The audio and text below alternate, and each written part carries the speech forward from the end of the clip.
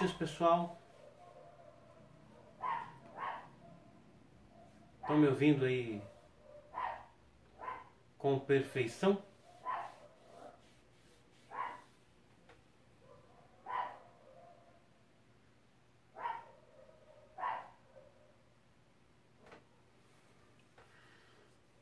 Quem estiver me ouvindo aí, dá um sinalzinho.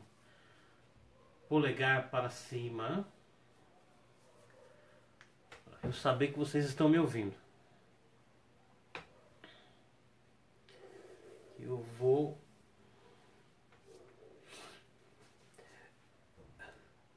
mostrar uma coisinha interessante aqui. Lembrando que às 9h30, às 21h30, nós temos o Hangout, né, transmissão ao vivo lá no canal Alienates, né, dirigido lá pelo nosso amigo Clésio. Continuação, né, de Benei Adam, os filhos de Adão, que nós estávamos conversando na semana passada. Então nós vamos explanar um pouquinho mais sobre este assunto às 21h30 no canal Alienates, lá no YouTube. O link para a transmissão está aí na minha linha do tempo. Então vocês podem rolar a linha do tempo, que vocês vão encontrar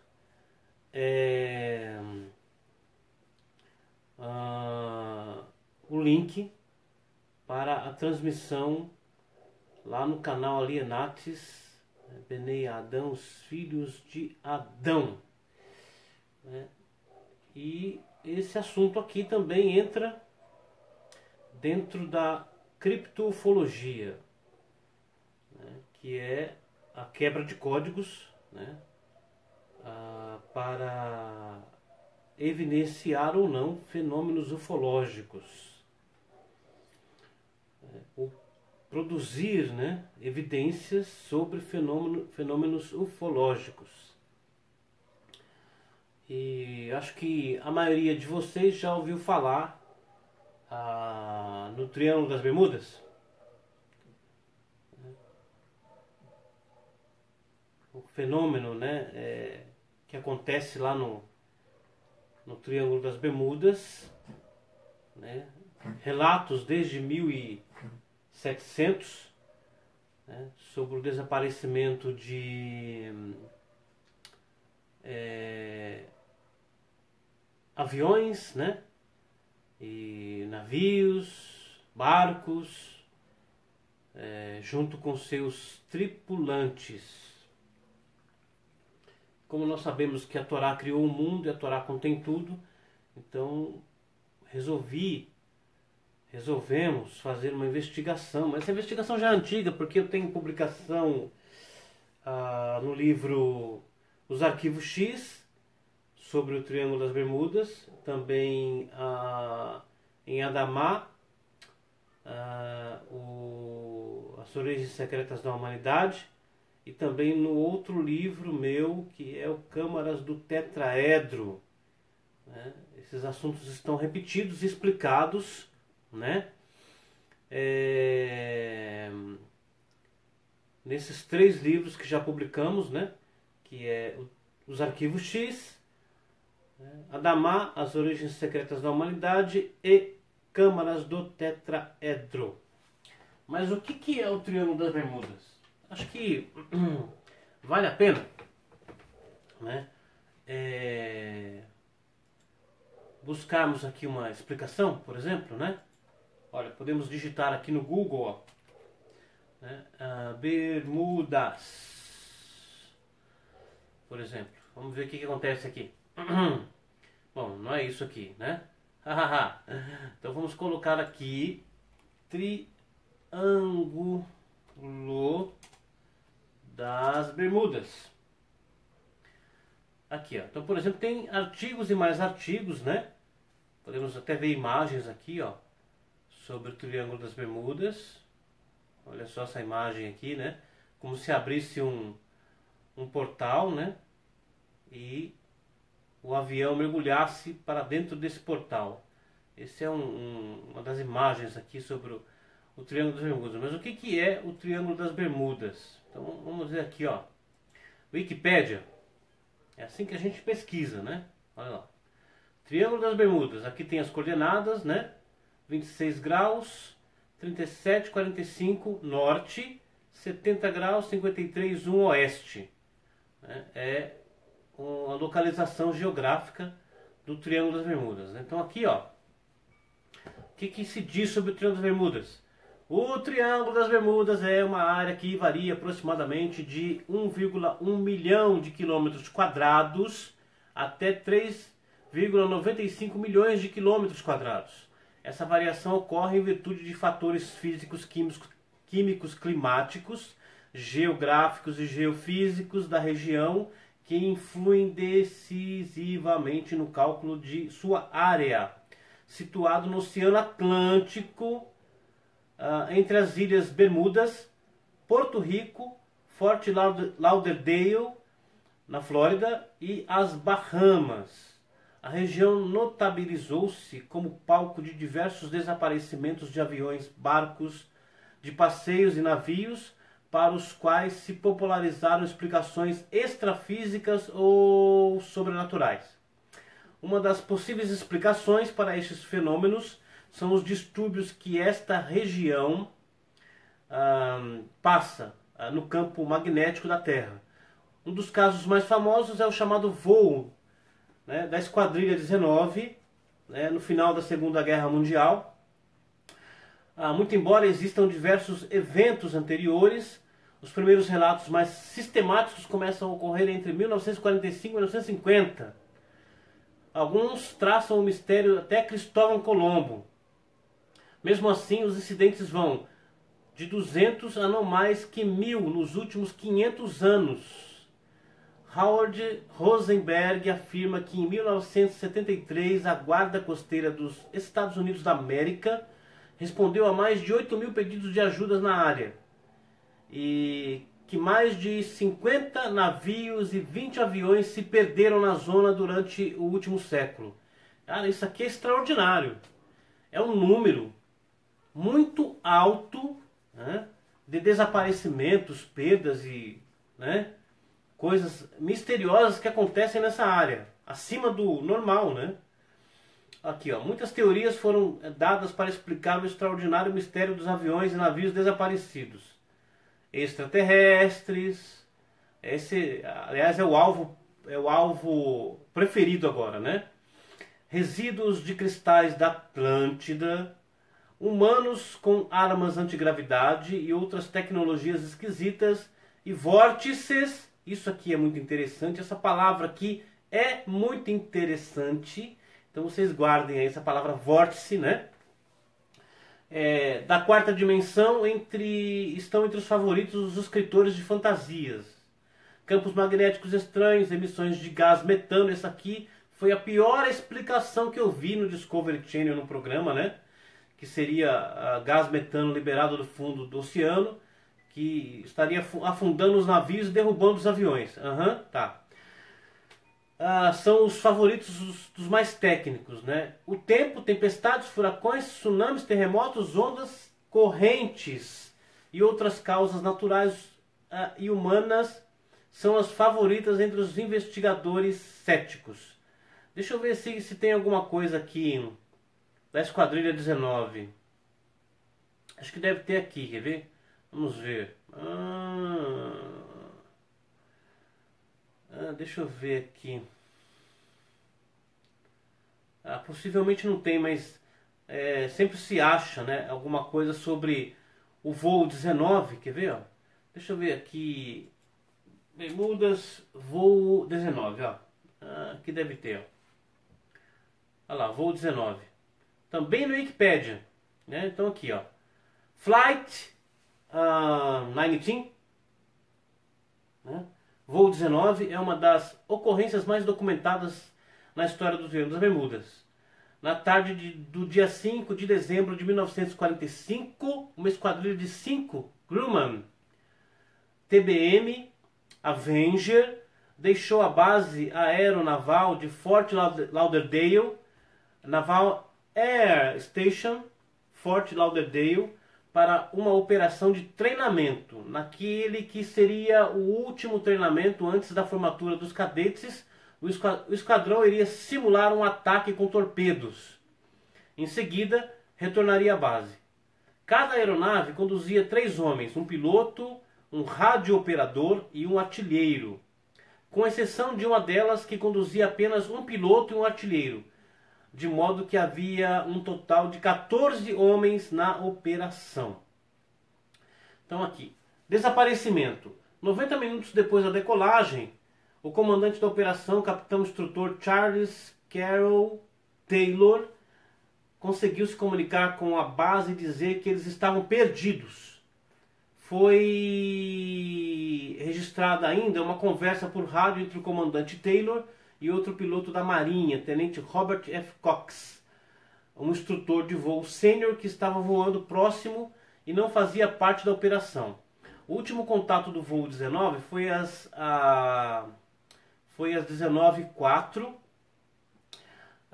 quando o tenente Cox ainda conseguiu contato com o voo 19. Naquele momento ele tentava localizar o esquadrão, mas a base de Fort Lauderdale recomendou que abandonasse a área.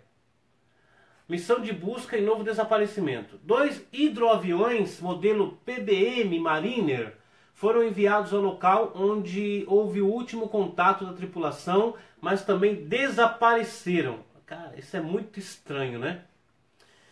Menos de meia hora depois da decolagem, um dos PBM avisou a torre que eles estavam se aproximando da última posição conhecida do voo 19. Depois de enviar um relatório da posição, não houve mais nenhuma comunicação da torre com os 2 aviões do grupo de resgate. O destino do esquadrão em treinamento nunca foi determinado, bem como dos outros 13 homens enviados para procurar os seus colegas perdidos. E até hoje, aqui diz, as buscas envolveram centenas de navios e aviões. A Marinha colocou em operação 248 aviões. Isso aqui é muito interessante, esse número, 248. É a gematria do nome Raziel, quer dizer mistérios de Deus. Eu não tinha, esse dado aqui é novo, eu não tinha notado esse dado não, mas é muito interessante, hein? Além de 18 navios. Navios mercantes também participaram das buscas, além de numerosas embarcações de pesquisa. As buscas cobriram mais de 200 mil milhas quadradas, ou 520 mil quilômetros quadrados do Oceano Atlântico e do Golfo do México. Muitos oficiais da Marinha participaram das operações. Frank Daley, um capitão da reserva, voou em um hidroavião PBY-5 por 3 dias, 6 horas por dia, varrendo toda a costa da Flórida à procura de destroços, mas nunca encontrou nenhum vestígio. O tenente Dave White, instrutor de voo sênior na base de Fort Lauderdale, também voou por 3 dias, junto com seu instrutor assistente e 20 de seus alunos, por toda a costa da Flórida, em baixas altitudes, mas não encontraram nenhum vestígio dos aviadores ou dos destroços. Ok, tá bom, né? Dá para ter uma ideia do Triângulo das Bermudas, né? Ok. Então, vamos aqui para a criptografia, né? O que eu fiz, né? Eu peguei, então, e escrevi Bermudas em hebraico, né, que aparece aqui no centro, na cor rosa, que vocês estão vendo aí, tá vendo? De baixo para cima, Bermuda. Bom, encontrado isso, né, então eu começo a fazer a análise do texto, para ver o que mais, né, está codificado no texto, né, criptografado em hebraico e em estreita proximidade com a palavra-chave central, que é Bermuda no caso. Beit, Resh, Mem, Vav, Dalet, Re. Né? Bermuda. Ok. Muito bem. Então, a primeira coisa que eu notei, né, apareceu aqui acima e que eu marquei em amarelo. Né? Tá aqui, ó. né? O que está escrito aqui? Shalosh. Ok? Shalosh, né? Junto com bermuda aqui, pode ser traduzido para triângulo das Bermudas. Bom, eu mandei procurar só bermuda. Mas quando o texto foi aberto, em estreita proximidade com bermuda, surge aqui triângulo. Shalosh Bermuda. Né? Triângulo das Bermudas. Ok? Embaixo aqui, ó, está escrito Beyam. Beyam significa no mar. No mar. Certo? Muito bem. E agora, cruzando bermuda, aqui, na diagonal inversa ou negativa, ascendente para a esquerda, em hebraico esmola, esquerda, né? Está escrito portal, transliterado do português para o hebraico. Está escrito portal como se escrevesse em português. Portal mesmo, tá? Portal. Né? Aqui cruzando bermuda, na diagonal negativa ascendente para a esquerda, utilizando-se da letra Vav de bermuda. Ou seja, conectado com o triângulo das Bermudas, está escrito portal.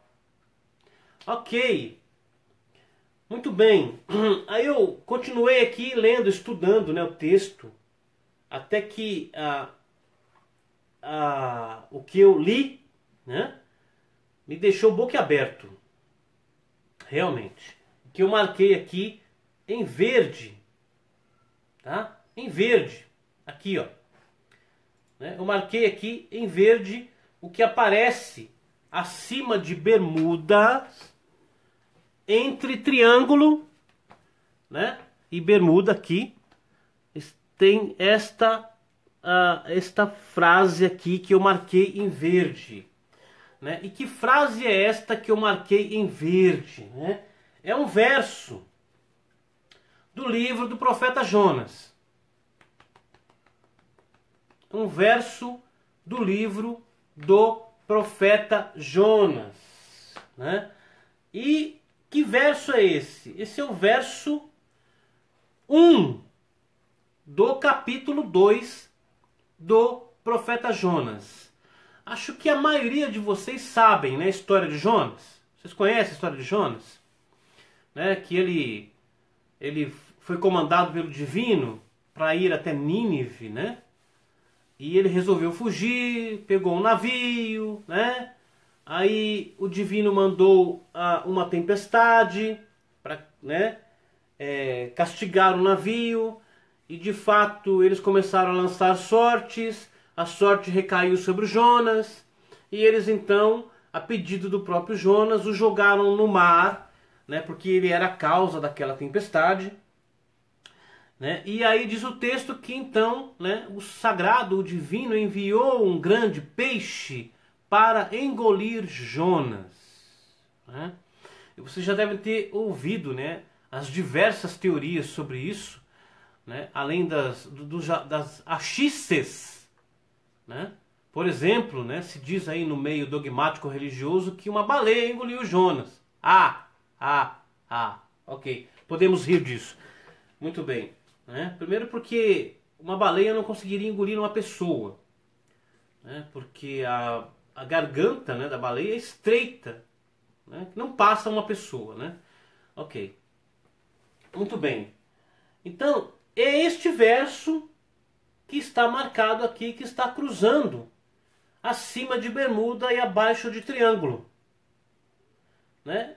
Que é esse verso aqui, ó. Vamos ver, deixa eu achar aqui. Não é aqui, não é aqui, não é aqui. Então, deixa eu ver aqui. Aqui, Jonas, capítulo 2, verso 1. Né? É esse verso aqui, ó, que está cruzando lá. É este verso aqui, ó, que está cruzando lá, né, acima de bermuda, abaixo de triângulo, e está conectado com o portal, tá? Olha só, aqui ó, tá vendo? O lamed aqui de portal, a letra L de portal, né? Aqui, está aqui, é uma das letras que estão dentro do verso aqui de Jonas, né? Que é esse verso aqui que diz Vayeman Adonai ou Yud-He Vav-He Dag Gadol Lebiloah et Yonah Vayehi Yonah Bi Meei Adag, né? Shiloshah Yamin Ve Shiloshah Leilot. Vou ler de novo aqui em português, em hebraico, desculpa. Né? Então, Vayeman, né? Yud-He Vav-He Dag Gadol Lebiloah et Yonah Vayehi Yonah Bi Meei Adag Shiloshah Yamim o Shiloshah Leilot. Se eu fosse traduzir isso daqui, né, seria aproximadamente, porque toda tradução é aproximada. Tá? Toda tradução é aproximada, porque não é possível fazer uma tradução do hebraico para qualquer língua. Toda tradução seria imperfeita. Então aqui está escrito assim, né? Vayemam, enviou, né? O Yud-He Vav-He Dag Gadol, um grande peixe. Lebiloah et Yonah, para engolir Jonas. Vayehi Yonah Bimeei Adag, e esteve Yonah na barriga, né, do peixe. Shiloshah Yamim o Shiloshah Leilot, 3 dias e 3 noites. Mas é muito interessante, sabe por quê? Porque Shiloshah aqui é a mesma palavra que aparece lá em cima de bermuda, que eu estou traduzindo para triângulo, porque Shiloshah é 3 em hebraico, ok? E Shiloshah e Yamim, 3 dias aqui, eu posso quebrar criptograficamente aqui, né? Pegando apenas isso daqui, ó. Shiloshah Yam significa mar do triângulo. Shiloshah Yam significa mar do triângulo. Agora, é este verso aí, né, que está aparecendo aqui em cima de bermuda, tá? Abaixo de Shiloshah aqui, ó. Shiloshah, bermuda, triângulo das bermudas. E abaixo, num texto que tem aproximadamente 3.000 anos, né, aparece aqui, né, Vayemam Adonai Dag Gadol Lebiloah, aqui, né, Lebiloah, e aonde está escrito Lebiloah termina, né, o L de portal, né, Lebiloah et Yonah Vayehi, né, aí vai o verso, vai lá para frente, né, porque ele tem 38.706 letras por linha, 38.706 letras por linha, né? Então ele é enorme, esse código, enorme, mas aqui, né, então está aí, né, Triângulo das Bermudas, portal, e aí em cima aparece o verso de Jonas. Por que que isso aqui é fantástico e é também muito, muito, muito, muito, muito, muito significativo? Por que será que isso aqui é fantástico, que apareça esse verso do profeta Jonas, né, entre bermuda, né, Shiloshah, bermuda, triângulo das bermudas e portal aqui, né? E aqui também tem uma coisa muito interessante escrito aqui, ó. They know not, neither do they understand. They go about in darkness, and the foundations of the earth are moved. Né? A tradução aqui aproximada seria: eles não sabem nada, né? E não entendem nada. Eles foram né? Eles foram sobre as trevas, né? Todas as fundações do mundo se moveram. Isso aqui é muito interessante. É um verso que está aqui embaixo. Mas por que isso aqui é muito significativo, né? Esse verso do profeta Jonas aqui. Então, se você for lá no nosso blog, né? Você tem um artigo aqui, né? O mistério de Jonas, né? E o grande peixe. Esse escrito vai estar num livro, Eu Quero Acreditar, né? Que eu estou trabalhando nele, né? E eu estou aqui abrindo o mistério, né, dessa história do profeta Jonas ter sido engolido por um peixe. Era um peixe de carne e osso ou o que era? Né? E aqui eu estou explicando esse mistério. Né? E aqui eu já começo aqui, ó, né, com aquele verso lá, Vayemam Adonai Dag Gadol Lebiloá Etioná Vaierioná Bimei, né? Adag Shiloshá Yamim Shiloshá Leilot. Ioná Perek 2, Passuque 1. Né? Então, aí eu digo aqui, a tradução aproximada, né? Enviou Yud Revavirre, um grande peixe, para engolir Ioná, ou Jonas, né? E esteve Ioná nas entranhas do peixe, né? 3 dias e 3 noites, né? No Pirkei do Rabino Eliezer, 2000 anos atrás, Rabino Eliezer foi o professor, o mestre do Rabino Akiva, e o Rabino Akiva foi o professor do Rabino Shimon Bar Yochai. E o Rabino Shimon Bar Yochai foi quem canalizou, né, abriu, né, as câmaras superiores, né, e revelou o livro selado de Daniel, o Zohar HaKadosh, que contém os mistérios e os segredos das escrituras hebraicas. Né?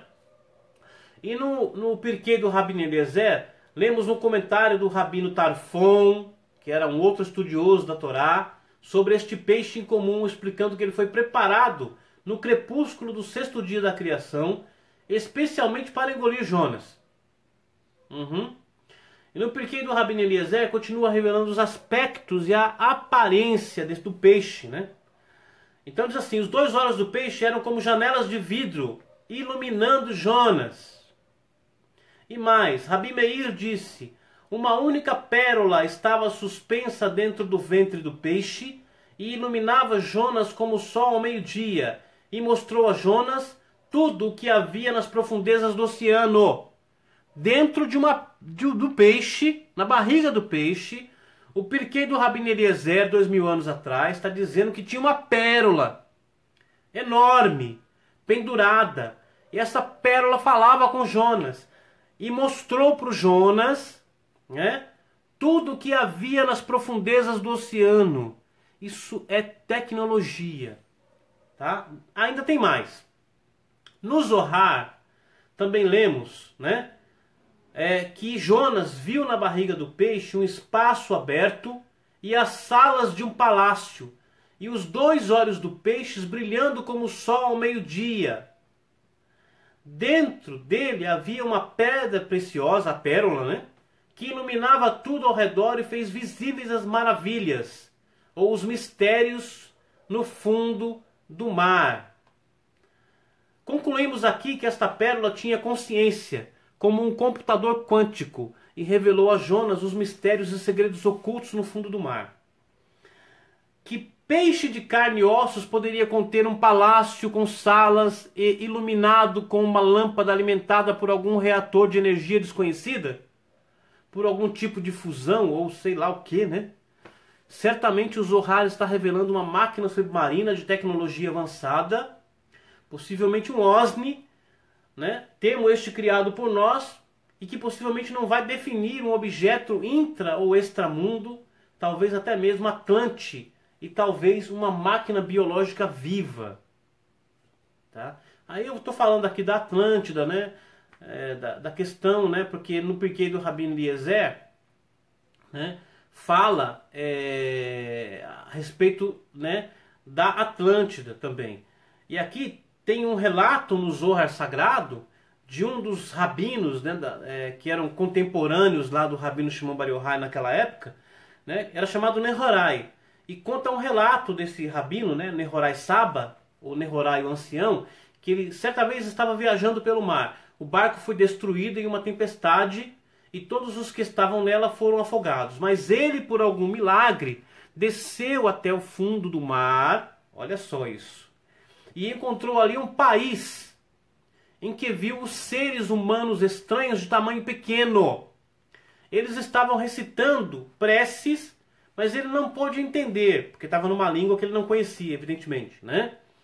O que eles estavam dizendo. E por outro milagre ele foi devolvido à superfície e disse: bem-aventurados são os justos que estudam Torá e conhecem os mistérios mais profundos. Rabino Nehorai viu Atlântida, né? E o nome dele aparece codificado dentro do livro do profeta Jonas. Por quê? Porque este milagre, né, que salvou a vida do Rabino Nehorai e o levou, né, para conhecer esta cidade, né, no fundo do mar, foi o mesmo milagre que foi causado a Jonas, né? Ele foi engolido, né, foi transportado por esta máquina submarina Atlântida. Isso é fantástico. E é esse mistério que num verso, né, está junto com Bermuda, Triângulo de Bermuda, Portal, né, e aparece aí o verso do profeta Jonas. O que indica, porque esse texto aqui tem 3.000 anos. Né, essas letras elas foram copiadas geração a geração por pessoas treinadas desde o tempo de Moisés, para que nenhuma letra se perdesse. Porque se uma letra se perdesse, o código não existiria. Né? Mas aqui então, o que está dizendo? Que aquilo tudo que acontece no Triângulo das Bermudas não é fantasia. Porque está codificado Bermuda Triângulo aqui, né? Junto com o portal, né? No mar, né? E cruzado pelo verso do profeta Jonas, em qual ele foi engolido por uma máquina submarina que tinha palácios dentro dela, né? E uma pérola conscientemente viva, né? Um computador quântico, algo com alma, que mostrou a Jonas as maravilhas no fundo do mar. E tem mais, tá? Essa tecnologia toda que Jonas teve contato, né? Ali Jonas, no Pirkei do Rabino Eliezer, né? Ele diz assim, no Pirkei do Rabino Eliezer, Jonas diz assim, né? Para o peixe, porque o peixe, esse submarino, essa pérola conta para Jonas que havia chegado o dia, né, dele ser engolido pelo Leviatã. O Leviatã é o guardião da Atlântida. Tá? E o Jonas pede para o peixe o levar até o fundo do oceano para que ele conversasse com o Leviatã. E ele vai lá e conversa com o Leviatã e ele fala para o Leviatã, na era messiânica, eu vou voltar aqui e vou pescar você. Sabe o que isso significa? Né? Significa que, né, nós já estamos na era messiânica. Porque Jonas teve contato com máquinas, né, tecnológicas avançadíssimas. O sinal do profeta Jonas. Era messiânica. Era da tecnologia. Né? Então tá aí, né? Tá aí um segredo fabuloso, fantástico, né? Muito interessante a respeito do Triângulo das Bermudas, né? Vamos salvar isso daqui, essa pesquisa. Vamos deixar salvo aqui, né? Tá certo? Bom, olha, o mistério de Jonas e o grande peixe eu vou colar aqui no Facebook, né? Para vocês estudarem. Vou colar aqui no Facebook para vocês estudarem, né? O mistério de Jonas e o grande peixe. Vamos colar aqui. Tá aí, ó. né? Vamos colar aqui.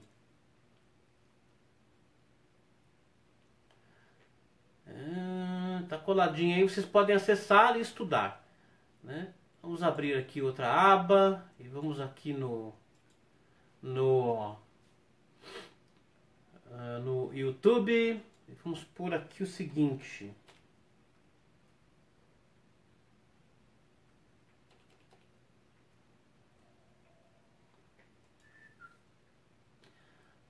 Ok.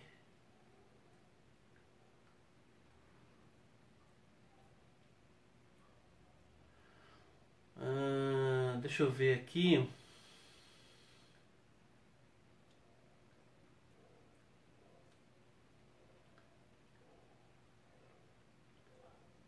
Deixa eu ver aqui. Quer ver que interessante isso? Isso aqui é muito interessante.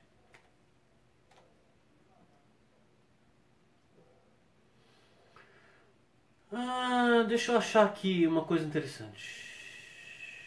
Eu acho que... Vamos ver, vamos ver, vamos ver, vamos ver. Eu acho que essa cena aqui serve. Deixa eu ver isso aqui. Isso aqui é uma cena do filme dos anos 50, 20 Mil Léguas Submarinas. Esse filme, ele foi evidentemente inspirado, né, pelo segredo que está no Pirkei do Rabino Eliezer e na questão do profeta Jonas. O Nautilus, né, o submarino do Capitão Nemo, ele tem a aparência de um peixe. Seja lá quem foi que escreveu, aliás, foi o...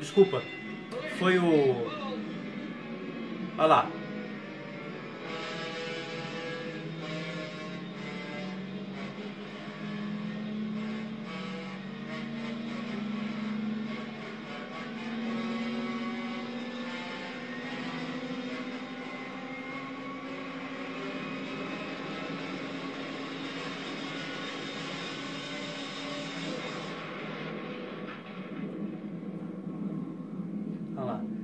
Esse é o Nautilus, né, o submarino do Capitão Nemo, né, com a aparência de um peixe. E o Jules Vernes, né, que escreveu 20 Mil Léguas Submarina, com certeza andou lendo, né, o Pirkei do Rabino Eliezer e o Zohar, na qual ele foi inspirado não apenas para escrever 20 Mil Léguas Submarinas, mas também como Viagem ao Centro da Terra, né? Certo? Então é isso aí, pessoal. Ó, daqui a pouco tem então a live lá no canal Alienates, 9h30, 21h30. Tem a live lá no canal Alienates. A gente vai estar falando lá sobre os filhos de Adão, os alienígenas filhos de Adão, né? E também os intraterrenos e tal, né? O Clésio está por aí. Ele vai colar aí ele vai vai transmitir, ele vai dirigir essa transmissão, o Clésio, né? E a gente vai estar lá falando sobre um pouquinho mais sobre a criptoufologia. Esse termo, claro, foi eu que criei, né? Se você pesquisar por aí, você não vai achar isso, né? Eu criei, né, eu cunhei esse termo criptoufologia, né, justamente para nomear esta ferramenta, né, de pesquisa criptográfica, né, que é aplicada sobre fenômenos ufológicos. Ó, o Clésio está colando aí, ó, o link para o Hangout, que a gente vai estar falando sobre os filhos de Adão às 9h30, certo? Eu então vou aproveitar agora para fazer um lanchinho e volto daqui 1h30 lá no canal Alienates. Então, pessoal, beleza. Razai lá. Vida longa e próspera.